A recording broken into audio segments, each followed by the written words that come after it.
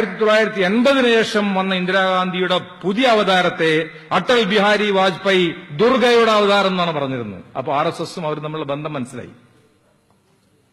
So 1980 ശേഷമുള്ള കോൺഗ്രസ് വർഗീയവൽക്കരിക്കപ്പെട്ടു.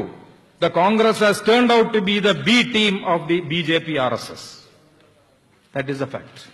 कितना percent है अभी आजकल डोमिनेंट पार्टीज का? एक स्टेट में आप देखो, Kerala dominant party CPM, vote share 32%. Their Muslim vote 26%. CPM vote is 32%. DMK vote share 28%. ठीक है. Telugu Desam vote share 32%. सब यही है. Same level. Lalu Prasad Yadav last time vote share 26%. Mulayam Singh ji और नीचे है 22%. मायावती आगे है. So this means ये है गोल्डन, ये हमारा मौका है. This is a golden opportunity. കേരളത്തിലെ മുസ്ലിമുകൾക്ക് മാത്രമല്ല, ഇന്ത്യയിലെ മുസ്ലിമുകൾക്ക് കൂടി ഏറ്റവും സുവർണ കാലഘട്ടമാണത്. അത് മനസ്സിലാക്കിയില്ലെങ്കിൽ ശരിയാവില്ല. എന്താണ്?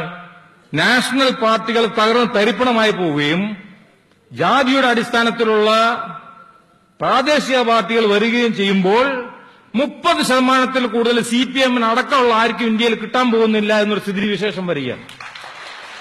അത്തരത്തിലുള്ള സ്ഥിതിവിശേഷം വരുമ്പോ മുസ്ലിം സമുദായം, പിന്നോക്ക സമുദായങ്ങൾ ഒരു ഗ്രൂപ്പിന്റെ കൂടെ കൂടിയാൽ മതി, അവർക്ക് അധികാരത്തിൽ വരാൻ പറ്റും. പക്ഷെ അതിനുള്ള നേതൃത്വം വേണം.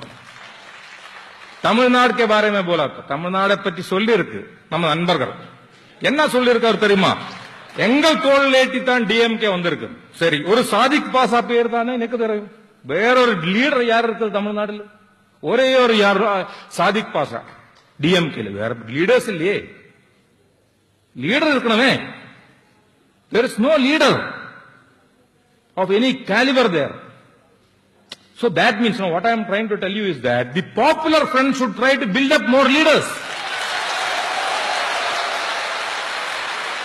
For that, these sort of seminars are very much required. Discussion should be there.